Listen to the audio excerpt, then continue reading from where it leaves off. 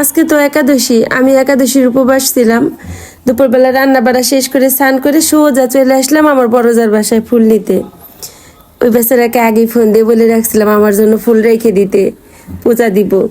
আসলে আমার বড়জা ছিল বলে বাসার কাছে আমি প্রত্যেক দিন এতগুলো ফুল দিয়ে পূজা দিতে পারি। ফুল ছাড়া পূজা করলে কিন্তু ভালো লাগে না।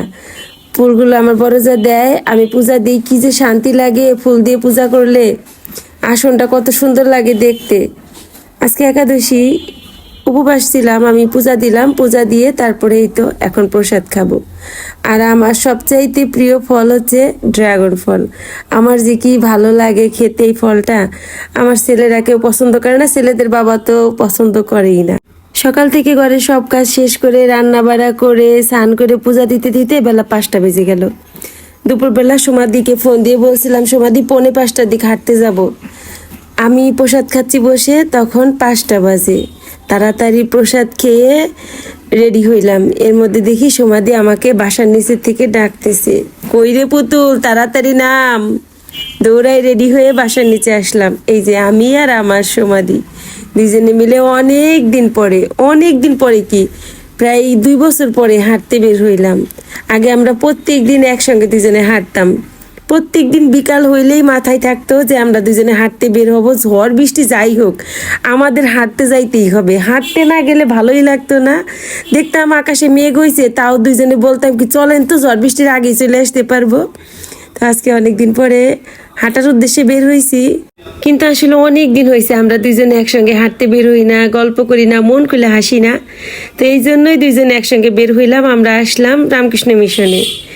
রামকৃষ্ণ মিশনে আসার পরে খুব ভালো লাগলো, একদম নিরিবিলি থাকে আমাদের রামকৃষ্ণ মিশনটা। তো দুজনে মিলে একটু ঘুরলাম।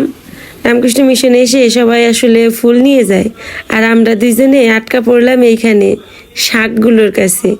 এই যে সেচি শাক, এই মাঠটা ভর্তি কি সুন্দর শাক হয়ে আছে।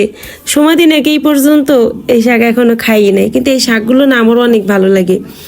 আমি তেমন একটা এর আগে কখনো এইভাবে শাক তুলি নাই। আজকে এই শাকগুলো দেখে খুব ভালো লাগলো। তো দিদিকে বললাম আসেন আমরা দুজনে মিলে শাকগুলো তুলে নিয়ে বাসায় যাই, আর কোথাও হাঁটতে যাইতে হবে না, এখান থেকে শাকগুলো তুলে নিয়ে বাসায় চলে যাব। কিন্তু শাক দেখে তো লোভ সামলাইতে পারলাম না, শাক তুললাম, সাথে তো পলিথিন ছিল না। দুজনে মিলে প্রথমে দিদি না আমি আমার ওনার ভিতরে রাখছি। পরে ওই যে রামকৃষ্ণ মিশনে একজনের কাছে একটা পলিথিন চাইলাম, একটা ছোট ভাই এসে আমাদের 2টা পলিথিন দিয়ে গেল। তারপরে তো দেখেন আমরা কতগুলো শাক তুলছি, খুব ভালো লাগছে। আমার আসলে গ্রাম অনেক ভালো লাগে, আর এই যেভাবে শাক তোলা এগুলো কিন্তু অনেক বেশি ভালো লাগে। আর এই যে উনি তো সমাধি, উনি সবার সমাধি, কিন্তু আমার তো মনাদি। আমি ওনাকে সবসময় মনাদি বলেই ডাকি। দেখেন কতগুলো শাক তুলছি। তারপরে আমরা দুইজনে মিলে 2 পলিথিন ভর্তি করে 2 ব্যাগ শাক তুলে নিয়ে বাসায় আসলাম। বিকালটা আজকে আমার আর আমার সমাধির অনেক অনেক ভালো কাটছে। আর আপনাদের আমার এই ব্লগটা কেমন লাগলো অবশ্যই কিন্তু কমেন্ট করে একটু জানাবেন।